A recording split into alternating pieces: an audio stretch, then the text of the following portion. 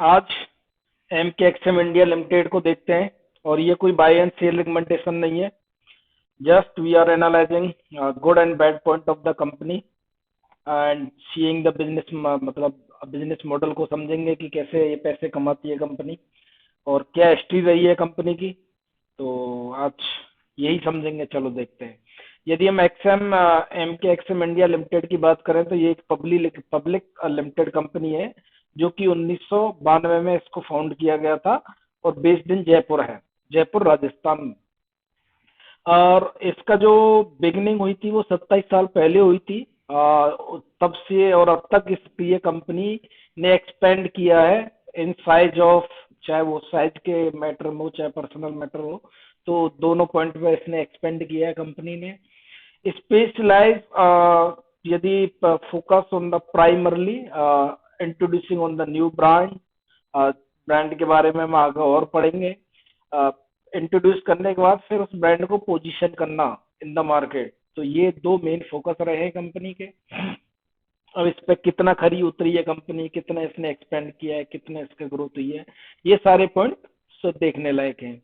यदि हम इनके फैब्रिक डिवीजन की बात करते हैं तो फैब्रिक डिवीजन इनका स्टार्ट हुआ था 1993 के अंदर। और वहां से जैसे कि ब्लेंडेड फैब्रिक, और कंपनी ने जो और ऐड किया जो कि processing and finishing blended fabric, ये सारा जो इनका 1903 से लेकर के और अब तक ये काम करते आ रहे हैं इस डिवीजन में। और यदि कंपनी की और पोजीशन की बात करें तो ऑफर, ये जो कंपनी है वो वन स्टॉप सॉल्यूशन प्रोवाइड करती है in terms of the fabric. चाहे वो क्रिएशन के मामले में हो, जैसे कि पॉलिस्टर है, ब्लेंडेड यार्न है, replicating the properties of the cotton, wool, silk, linen, और बहुत सारे और भी प्रोडक्ट है इनके जो इसमें ये काम करती है। अगर हम पिछले 9 साल की बात करें, पास्ट 9 ईयर की, तो company am created niche in the textile domain. तो कंपनी ने एक niche product means business niche product business line develop की है टेक्सटाइल डोमेन के अंदर। For past 2 years company have been focusing on the growth opportunities, जो कि ये जो लास्ट 2 साल से कंपनी अपने आप को डाइवर्सिफाई करने की कोशिश कर रही है, चाहे वो प्रोजेक्ट एक्सपेंशन हो चाहे वो और भी कुछ हो। यदि गवर्नमेंट की बात करें तो गवर्नमेंट ने कंपनी को as a export house recognise किया है और registered with the export council of India. Indian export council के साथ ये रजिस्टर्ड है। किस चीज के लिए रजिस्टर्ड है? Synthetic and textile export promotion of the council of India.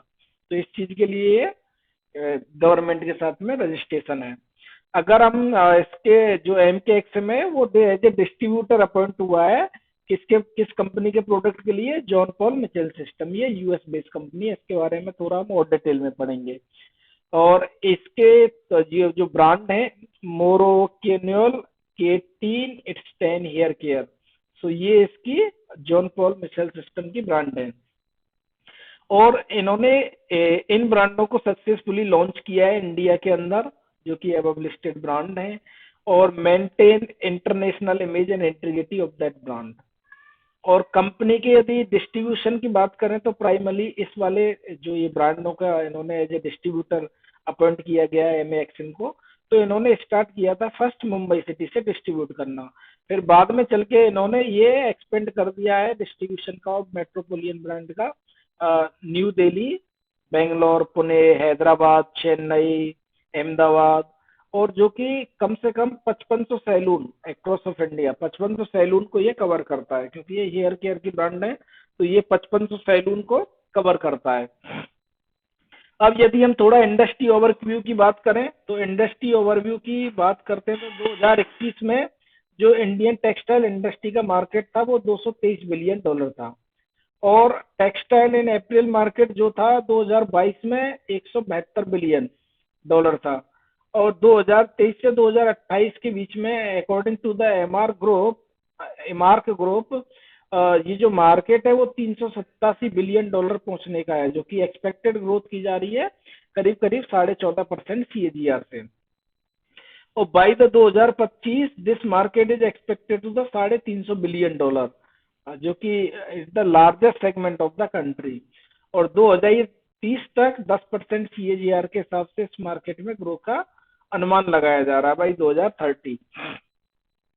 अगर एग्रीकल्चर के बाद टेक्सटाइल ही दूसरा सेक्टर है जो कि सबसे ज्यादा जॉब देता है, चाहे वो स्किल वर्कर हो चाहे अनस्किल वर्कर हो। यदि हम सेक्टर जो है वो 5% कंट्री की GDP में कंट्रीब्यूट करता है, 7% of the country output in the terms of value, और 12% जो आता है वो कंट्री का फ्रॉम द एक्सपोर्ट अर्निंग से आता है इस टेक्सटाइल का। और इंडिया में 6 लार्जेस्ट एक्सपोर्टर है जो कि textile and April in the world, जो कि ये टेक्सटाइल इंडस्ट्री के बारे में क्रिटिकल ग्रोथ को डिफाइन करते हैं कि in terms of the India के व्यू में टेक्सटाइल इंडस्ट्री किस तरीके से फोकस्ड है।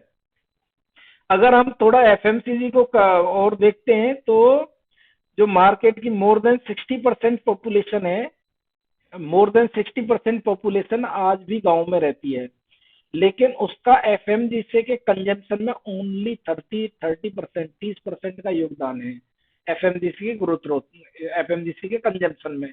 तो यहाँ पे एक बहुत बड़ी अपॉर्चुनिटी देखती है FMCG के लिए टू ग्रो, क्योंकि जब 60% से ज्यादा पॉपुलेशन गांव में रहती है और जो 30% ही कंजम्पशन कर रही है FMCG का, तो वहां पर ग्रोथ की अपॉर्चुनिटी बहुत ज्यादा है।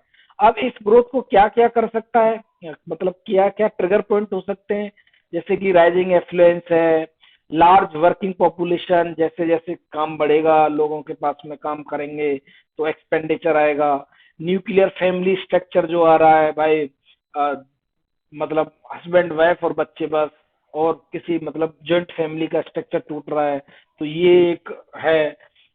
urbanization शहरीकरण भी एक रैपिडली ग्रो का एडॉप्शन बनेगा, और increasing adoption of the technology, ये सारे पॉजिटिव पॉइंट हैं जो FMCG इंडस्ट्री के लिए ग्रोथ का ट्रिगर बन सकते हैं। अच्छा, अब according to the Nielsen IQ FMCG जो 2024 तक एक्सपेक्टेड ग्रोथ थी करीब करीब 5.5 से 6.5% CAGR के हिसाब से, लेकिन पिछले 12 महीने में ये जो ग्रोथ आई है FMCG में 9.3% की ग्रोथ आई है। तो ये दो इंडस्ट्री में ये कंपनी काम करती है, FMCG और टेक्सटाइल। तो हमने दोनों इंडस्ट्री का ओवरव्यू लिया कि भाई किस इंडस्ट्री में क्या ग्रोथ ड्राइवर बन सकते हैं। अब देखते हैं कि कंपनी की बिजनेस हिस्ट्री, थोड़ा बिजनेस मॉडल को समझते हैं कंपनी के को। तो एक्सएम, जैसे कि अभी हमने डिस्कस किया कंपनी के बारे में, MK एक्सएम जो है वो एंगेज्ड है इन द टेक्सटाइल एंड फैब्रिक, तो मेनली इसके ये प्रोडक्ट है, और बाकी जो डिस्ट्रीब्यूशन करती है किसका, कॉस्मेटिक प्रोडक्ट का। ये दो बिजनेस लाइन है इस कंपनी के अंदर। अगर हम टेक्सटाइल एंड फैब्रिक की बात करते हैं तो ये इंक्लूड करता है manufacturing for branding, shooting and shirting fabric. अगर हम और जो रेडीमेड गारमेंट्स लाइक जैसे कि जीन्स है, शर्ट है, स्कर्ट, जैकेट, तो ये सारा ये बनाती है MK एक्सएम इंडिया लिमिटेड।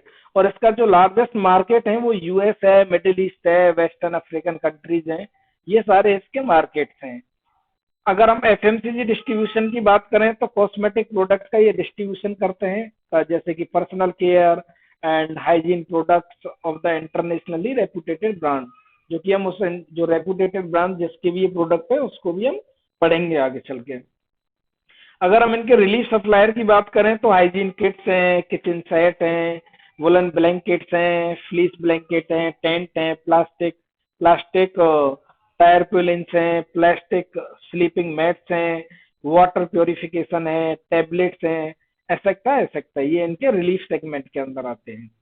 अगर हम FMCG कॉस्मेटिक डिवीजन की बात करें इसके, तो कंपनी ने इसका डिस्ट्रीब्यूशन स्टार्ट किया था 2019 के अंदर, नवंबर 2019, एंड जो कि कंसिस्ट करता है personal care and personal hygiene product को, जो कि MK XM India is a exclusive distributor है in India for Moroccan oil, John Paul Mitchell system and BCL ESPA. तो द कंपनी हैज डिस्ट्रीब्यूशन, करीब करीब इसने 5500 सैलून को ये प्रोडक्ट डिस्ट्रीब्यूट किए हैं 106 सिटीज के अंदर अक्रॉस इंडिया। जैसे कि major presence like Delhi, Bangalore, Pune, Hyderabad, Ahmedabad and Chennai. These are the major country जहाँ पे कंपनी ने अपने फुटप्रिंट जमाए हैं प्रोडक्ट को डिस्ट्रीब्यूट करने के लिए। अब यदि इनकी हम ब्रांड्स की बात करें तो फैब्रिक के अंदर इनकी जो ब्रांड्स आती हैं वो आती हैं कैशमियर फैब्रिक्स, फ्रेंच एलिगेंस, जायजोरी फैब्रिक्स, क्लासिक, आइशम brand and the Galaxy brand. These are the brand जो कंपनी के द्वारा ओन की जाती हैं। अगर हम इनके सेगमेंट वाइज रेवेन्यू की बात करें तो कॉस्मेटिक्स एंड हेयर केयर से 72% का रेवेन्यू आया था 2023 में, जो कि 2022 में 70% का रेवेन्यू था। अगर हम इनका एक्सपोर्ट एंड सेल्स जो कि फैब्रिक से आई थी 28% की 2023 के अंदर, और 30% का आया था 2022 के अंदर। तो यहाँ पे फैब्रिक थोड़ा डाउन हुआ है और जो डिस्ट्रीब्यूशन वाला सेगमेंट है वो थोड़ा ग्रो हुआ है। यदि हम जियोग्राफी की बात करें तो डोमेस्टिक से 72% आया था 2023 में, 70% था 2022 में, और एक्सपोर्ट से आया था 28% 23 में, और 30% आया था 2022 में। तो ये इनका फिगर है एक्सपोर्ट और डोमेस्टिक मार्केट से। दो कंपनी ने न्यू ब्रांड और लॉन्च किया है इन्होंने, K18 peptide to treat hair fall and damage. तो K18 जो ब्रांड है वो हेयर फॉल एंड डैमेज के लिए इन्होंने इसके डिस्ट्रीब्यूटर हैं company. The manufacturing facility located in garment zone EPIP Sitapura Jaipur के अंदर। तो इसकी ये मैन्युफैक्चरिंग फैसिलिटी है। एसोसिएट यदि कंपनी की एक एसोसिएट कंपनी है MS Kolva farm fab private limited, ये कंपनी की एसोसिएट एक कंपनी है। जैसा कि हमने ब्रांड के बारे में बात किया तो ब्रांड इसकी जो थी ये कैशमियर फैब्रिक, फ्रेंच एलिगेंस, जयजोरी फैब्रिक, क्लासिक, आइशिम brand, Galaxy brand, these are the brands of the fabric part. अब ये फैब्रिक ब्रांड्स में क्या करते हैं, मैन्युफैक्चरिंग करते हैं और फैब्रिक्स ब्रांड्स को ओन करते हैं। FMCG कॉस्मेटिक जो से जैसे कि ये Moroccanoil, John Paul Mitchell system, BCL spa, K18 biometrics and it's 10, these are the brand जो कि इनके ये एक्सक्लूसिव डिस्ट्रीब्यूटर हैं फॉर द FMCG पार्ट। अच्छा, FMCG पार्ट की जो कि हमने ब्रांड अभी ये पढ़ी ली है, तो K18 जो है वो यूज होता है हेयर केयर के लिए, हेयर फॉल और उसके लिए, resulting for smooth and strong hair. And it's 10 is a hair care जो कि 1998 में कंपनी के द्वारा फाउंड किया गया था, जो कि shining hydration of the healthy movement, ये भी बालों के लिए ही है। और जो luxury brand Moroccanoil is the originator of the leading manufacturer of the professional all hair products हैं, जो कि प्रोफेशनल सैलून इंडस्ट्री के अंदर यूज किए जाते हैं। ये विदेशी ब्रांड है, US बेस्ड, उनके प्रोडक्ट को ये डिस्ट्रीब्यूट करते हैं इंडिया के अंदर। अब जॉन पॉल सिस्टम की बात करें हम, जॉन पॉल मिचेल सिस्टम की, तो ये जो कंपनी थी वो 1979 में फाउंड की गई थी और FASTag going privately held company है जो कि US बेस्ड कंपनी है। और इसके अंदर currently produces more than 110 professional salon product ये हैं इसके, जो कि 1.5 लाख सैलून पर वर्ल्ड वाइड की बात करें तो यूज होते हैं। 1.5 लाख सैलून दुकान के अंदर यूज होते हैं, 110 प्रोडक्ट्स हैं। और have their own school and partner school across the US, John Paul system and the institute over the last greatest hair care education and the beauty solution। और Paul Mitchell product created the people who believe luxury is not only for the rich, जो luxury product बनाती है ये company. And PROBA ये जो company है वो claim करती है product actually do what they से। तो प्रोडक्ट जैसा कि कंपनी का मैनेजमेंट जैसे प्रोडक्ट के बारे में बताता है वैसे ही प्रोडक्ट का रिजल्ट होता है, ये चीज क्लेम करते हैं। यदि हम इनके मैनेजमेंट की बात करें तो मिस्टर मुरली जी इनके चेयरमैन है अभी के केस में, मिस्टर मुरली जी चेयरमैन है। And the Manish is the manage director, Manish ji manage director हैं और बाकी ये इनके बोर्ड ऑफ मेंबर हैं कंपनी के। तो ये इनका मैनेजमेंट है। अब यदि इनके फ्यूचर प्लान की बात करें तो कुछ खास इनके पास में फ्यूचर प्लान है नहीं। तो मेनली तो government allowed 100% FDI in the textile जो फ्यूचर ग्रोथ है इनकी मेनली बेस गवर्नमेंट की पॉलिसीज के ऊपर ही है कि कैसे इसकी फ्यूचर ग्रोथ आएगी। तो स्टिल मीन्स कोई क्लियर विजिबिलिटी नहीं है कि भाई फ्यूचर ग्रोथ कहाँ से आएगी कंपनी के अंदर। तो 100% FDI textile under automatic route. तो इन गवर्नमेंट ने 100% एफडीआई को अलाउ कर दिया टेक्सटाइल के अंदर। पीएलआई स्कीम के अंदर 10,683 करोड़ रुपया दिया था fibre and technical textile over A 5 year period के अंदर। और यदि हम इंडियन गवर्नमेंट ने जो गुड्स एंड सर्विस टैक्स है वो 12% on man made fabric and man made fabric yarn and apparel which came एक जनवरी 2022 से इफेक्ट में आया था। कंपनी is expecting its business in the distribution of the FMCG product. तो ये एक बहुत बड़ा यहाँ पे you can say risk point बन जाता है कि यहाँ पे कोई क्लियर विजिबिलिटी नहीं है कि फ्यूचर ग्रोथ आएगी कहाँ से। तो यदि किसी कंपनी में आप पैसा लगा रहे हो, इन्वेस्ट कर रहे हो, तो आपको विजिबिलिटी होनी चाहिए कि भाई फ्यूचर ग्रोथ कहाँ से आ रही है और कैसे कैसे आने वाली है। तो यहाँ पे ये विजिबिलिटी नहीं आ रही है कंपनी के अंदर कि भाई फ्यूचर ग्रोथ कैसे आएगी। हाँ, केवल दो बिजनेस मॉडल इसके दिखते हैं जो मेन है, एक तो फैब्रिक का है और एक डिस्ट्रीब्यूटर का है। आज के केस में डिस्ट्रीब्यूटर का बिजनेस ज्यादा कंट्रीब्यूट कर रहा है rather than the fabric business. तो ये थोड़ा सा यहाँ पर रिस्किंग पॉइंट है, बट ये कोई again by and cell recommendation नहीं है। अब यदि इनके फाइनेंशियल की बात करें तो 5 साल में 36% सीएजीआर से इनकी सेल्स ग्रोथ बढ़ी है। 3 साल में 25% सीएजीआर से बढ़ी है सेल्स ग्रोथ और 42% प्रीवियस ईयर का है। वहीं यदि कंप्यूटेड कंपाउंडेड प्रॉफिट ग्रोथ की बात करें तो 5 साल में 103% सीएजीआर से प्रॉफिट ग्रो हुआ है।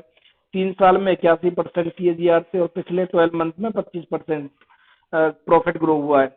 या वहीं यदि शेयर प्राइस की बात करें तो पिछले 5 साल में 120% सीएजीआर से कंपनी ने रिटर्न दिया है और 3 साल में 123% सीएजीआर से रिटर्न दिया है। पिछले 1 साल में 36% बढ़ा है शेयर। रिटर्न ऑन इक्विटी की बात करें तो 22% पिछले 5 साल का आरओई है, पिछले 3 साल का 27% है और लास्ट ईयर का भी 27% है। कंपनी के मार्केट कैप की बात करें तो 313 करोड़ की कंपनी है, माइक्रो स्मॉल कैप कंपनी है। और यदि करंट प्राइस की बात करें तो 77.6 रुपए का प्राइस है। 52 वीक हाई की बात करें तो 125 रुपए हाई गया है और 48 रुपए लो गया है, तो कहीं मिडिल में आज की डेट में ट्रेड कर रहा है। स्टॉक पी की बात करें तो 18% का पी है स्टॉक का। वहीं यदि इंडस्ट्री के पी की बात करें तो इंडस्ट्री का पी 40 का है। बुक वैल्यू इसकी 17 रुपए है, 17 रुपए पर शेयर। अगर हम इसके आरओसी की बात करें तो 35% का आरओसी है। डेट टू इक्विटी 0.04 है।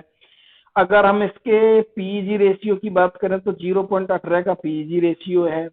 अगर इसके ईपीएस की बात करें तो 4.12 रुपए 4.12 पैसे का इसका ईपीएस है। 10 रुपए की शेयर की फेस वैल्यू है। तो ये इसके थोड़े पॉइंट है। प्रमोटर होल्डिंग 42% है। तो मैट्रिक्स ठीक है, बट अगेन जो कंपनी को थोड़ा सा स्टेबलाइज होने में रोक रही है वो फ्यूचर ग्रोथ कहाँ से आएगी। अगर हम इनके रिस्क की बात करें तो मान लो कल को कॉटन के प्राइस बढ़ जाते हैं तो इसके डायरेक्ट प्रॉफिटेबिलिटी पे जाकर के हिट करेगा कॉटन के प्राइस बढ़ते ही, क्योंकि ये competitiveness in the global market despite of the being largest producer of the cotton of the world. तो यहाँ पे भी क्योंकि कॉटन इनका रॉ मटेरियल है फॉर द फैब्रिक, तो कपास के दाम यदि बढ़ गए तो यहाँ पे दिक्कत हो जाएगी फिर कंपनी को प्रॉफिट करने में। Lack of scale restricted access to the market, क्योंकि कुछ ज्यादा जो रिस्ट्रिक्टेड मार्केट है वहां पे इनको एक्सेस नहीं है, तो ये भी एक रिस्क है कंपनी के लिए कि भाई अपना जो बिजनेस है वो कहाँ से ज्यादा एक्सपेंड करेंगे। अगर हम amended technical adoption of the fund scheme which provide capital investment subsidy of the 10 to 15% of textile manufacturer, तो जो ये जो फंड था एटीएफ ये 10 से 15% इन्वेस्टमेंट देता था टेक्सटाइल मैन्युफैक्चरर के लिए, जो कि अब एक्सपायर होने वाला है ये कॉन्ट्रैक्ट। तो अब फ्यूचर में इंडस्ट्री के लिए कहाँ से ये पैसा आएगा इन्वेस्टमेंट, इसके ऊपर कोई क्लियरिटी नहीं दिख रही है। तो ये भी एक बहुत बड़ा रिस्क है। अगर हम टेक्सटाइल और एफएमसीजी इंडस्ट्री की बात करें तो इश्यूज ऑफ स्किल्ड वर्कर के इश्यूज हैं, इनफ्लेक्सिबल लेबर ऑफ लॉज, ये भी एक बहुत बड़ा इशू है, कल को लेते हैं धरने पे बैठ जाते हैं, तो ये भी बड़ी दिक्कत है।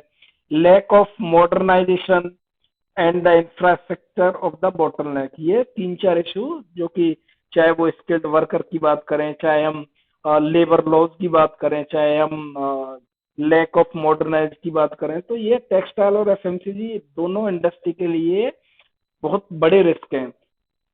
अच्छा, due to the fragment nature of the industry there is a higher logistic cost, higher lead time and lack of economies of scale, क्योंकि जो लॉजिस्टिक कॉस्ट है वो ज्यादा है, चाहे आप फैब्रिक की बात करो, चाहे आप एफएमसीजी की बात करो, उसमें लॉजिस्टिक कॉस्ट मिलती है एक सामान को दूसरे जगह पहुंचाने के लिए, तो लॉजिस्टिक कॉस्ट कॉस्ट जो है वो हायर है।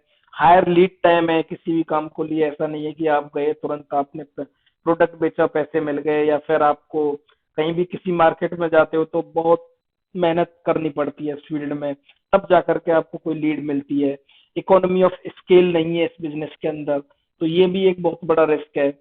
अगर हम ग्लोबल वोलेटिलिटी की बात करें तो वोलेटाइल है मार्केट आज की डेट में, business in the unforeseen influencer, जो कि डिमांड को डायरेक्ट हिट कर सकता है प्रोडक्ट की को, अगर हम मार्केट थोड़ा भी फ्लक्चुएट होता है, चाहे वो ये थोड़ी भी मार्केट के अंदर स्लोनेस आएगी तो फैब्रिक और FMCG is the first one two hit, तो ये हिट कर सकता है।